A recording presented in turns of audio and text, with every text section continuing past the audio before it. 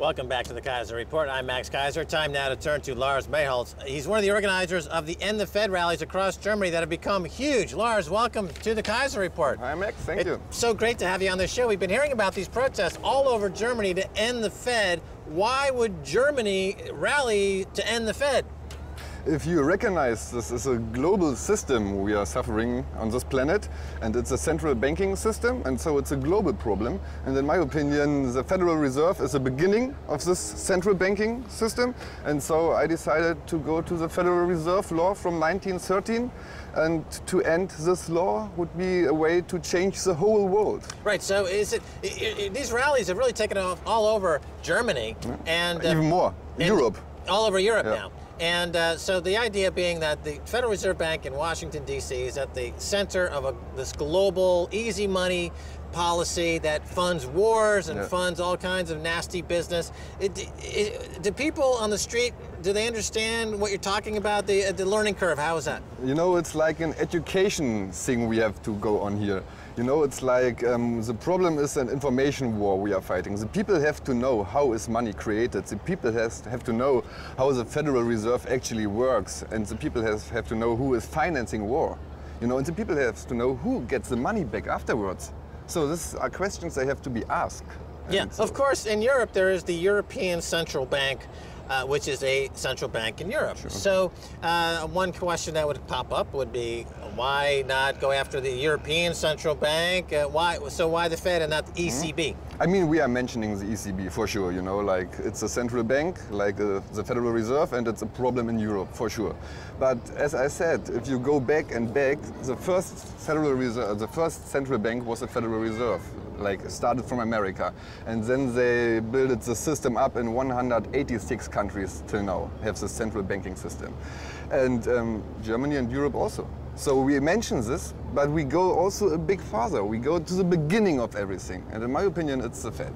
Yeah, well, I mean, going back to the Bank of England, which is going back a few hundred years, really, they were kind of the first central bank.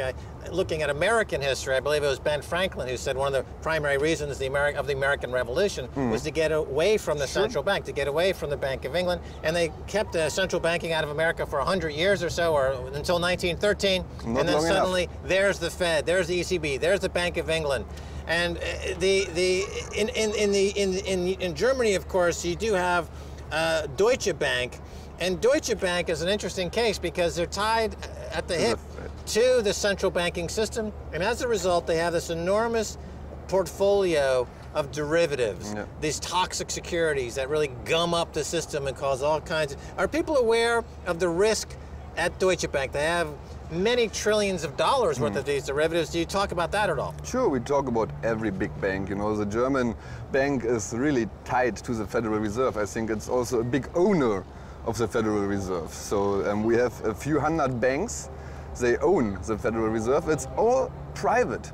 There is nothing from the government. We have to recognize that all central banks are private banks. They are lending countries money, and the countries have to pay it back with interest. So where do they have to get the money they have to pay back? They have to get it from the people in the countries. So, and the problem is that the German bank is also tied to the Fed, like many big banks are founded under this Fed thing. So the Fed is controlling everything. Every bank is controlled by the Fed, actually. You know, people watching this who live in the United States will say, my good, Lars sounds a lot like Ron Paul. Yeah. You know, Ron Paul, American politician, has been crusading against central banks for years. And do you guys follow Ron Paul? This was what I always said in Germany. When we rally the Fed in Germany and the world recognize us, and the world will see that in Germany, a really country where the economy is quite good in the moment actually, and the people are not suffering, the people are quite well. So if Germany starts to rally something like this, the whole world will follow. That's what I said from the beginning. That's the reason why I mentioned the Fed also. So I was aware of Ron Paul and his movement here, and I hoped all the time that we have like 1 million people in Germany, or in Europe, like 10 million people in Europe, that America will join with Ron Paul, and maybe we will also put 10 million people here on the street to end this Federal Reserve. Talking about geopolitics and global monetary policy, there's a story that's come up in the last few years concerning the gold that is owned by Germany but stored Here. in the United States. And after we did a report a few years ago exposing this, that in fact Germany's gold is not held in Germany, it's held in the New York Fed, German people were outraged by this, and there was a movement to repatriate the gold. The German government solicited the U.S. and the New York Fed to get their gold back, and the United States said, well, we can deliver a few tons of it, but not nearly the entire stock of gold that is owed to you. Is this part of the story as you see it? Well, I don't care about this thing so much because it's just, I don't know how to say, but it's not a problem. Like, if this gold is there or not there, it's... Because usually if you're talking Ron Paul and you're talking about Fed policy and critical of the Fed, and you're talking about folks who fall into this camp, maybe it's a Peter Schiff is another famous guy who's in this camp, they are also gold enthusiasts. Sure. So I take it that you are not a gold enthusiast. So that would prompt me to ask, what kind of economy going forward do you see? Would you eliminate the Fed? Would you adopt new policies at the Fed? What are your thoughts? Just end the law. First, just end the law. Don't care about the banks, you know. Don't care about the manager from the banks. Don't care about the banks. They can do what they are supposed to do after we ended this Federal Reserve law. I don't want to put banks out of business at all. So it's just do the right job at the right time, you know. The problem is not the capitalism we are suffering on this planet. The capitalism is just a small part of the central banking system. And this is the biggest problem. The capitalism is just like, yeah, it gets hard through this central banking system because big companies get money and they buy small companies. So we have a monopolism thing going on. Right, so it feeds monopolism. Monopolies, you see a lot more monopolies. Even the Fed is a monopolist. It's a monopolist, and it feeds a lot more.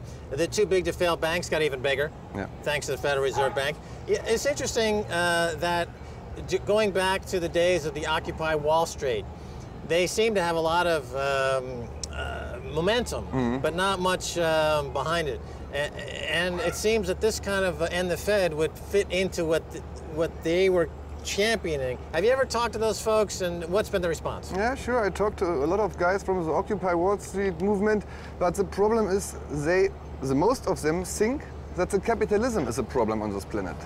They don't go this step further to see where everything comes from.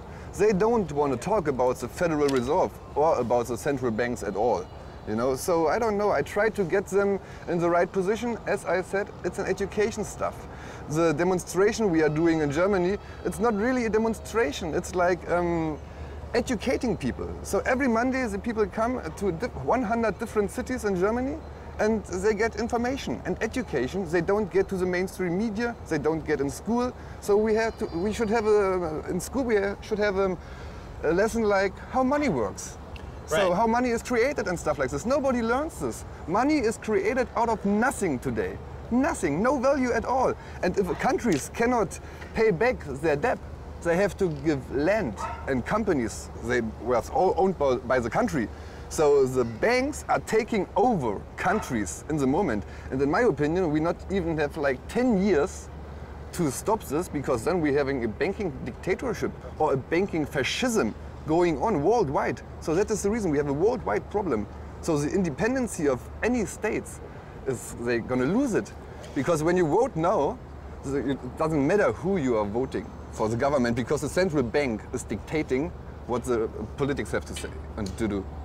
So when you mention a phrase like banking fascism, and you're against fascism in Germany, yes, of course, suddenly, you know, a lot of memories flood back and images flood back of fascism, and clearly this is a very charged phrase to say we're against banking fascism, and clearly in Germany. Can you make that comparison to what's going on in the banking system to fascism? And people, is this what people accept, that it is a form of fascism, that they're seeing a reemergence of fascism, of banking fascism? Do they understand that this is the genie, the evil from 50, 60, 70 years ago? The genie's out of the bottle again, but it's taken a new form. Yes. It's called Janet Janet Yellen, Ben Bernanke, Yeah. the ECB, these are the new fascists. Yes. Is that a fair statement? Yes, and I think the people are recognizing it and the people are getting it. They understand it. They understand this money system we are living in is killing the planet. It's killing the people. You know, like we are here in America or Europe, we belong to 3% of the planet who can live so well. 97% are suffering because of our 3%. So that's not fair. Right, so it's interesting that you do make the distinction. You say that you're not anti-capitalism, you're not anti-free market, you're for competition. You just want to get rid of this negative force in the mix, this central banking system that's creating monopolies, it's creating wars, it's creating wealth and income gaps, it's creating fascism, it's re-engineering fascism in the 21st century. And so where do you think, we have about 30 or 40 seconds left, where do you think this is going to be in a couple of years? Where do you see your protests heading? What is the outcome? If it keeps on spreading like now, we will have 10 million people in 1 year on the streets worldwide. As I said, we have half of Europe. We have Spain, we have Italy, we have Norway, we have Sweden, we have Austria, we have Switzerland, and we have about over 150 vigils momentarily worldwide, over 100 in Germany. And the dream and the goal is to have like 30 million people worldwide on the street saying with one voice, end the central banking system. And that would be a change for the planet. Yeah, there is right now, as we speak, introduction of a global legislation that would introduce global banking regulations. So this is the global banking system now creating harmonized global banking regulations to bring all of their little evil tricks to every single country. And so hopefully you guys will be successful in stopping that from taking place. I'm going to go to Germany. I'm going to speak at one of your rallies to see if I can't get, give the max effect. Yeah, sure, man. To stir the people. You're invited every time. My name is Keiser, Max Keiser. I would think I would be well received there. There you are, for sure. Okay, Lars, thanks so much for being on the Keiser Report. Thank you very much, Max. All right, that's going to do it for this edition of the Keiser Report with me, Max Keiser, and Stacy Herbert. I'd like to thank our guest, Lars Mährholz of the Stop the Fed campaign, sweeping Germany and the globe. If you'd like to tweet us, by all means, tweet us. Until next time, this is Max Keiser saying bye, y'all.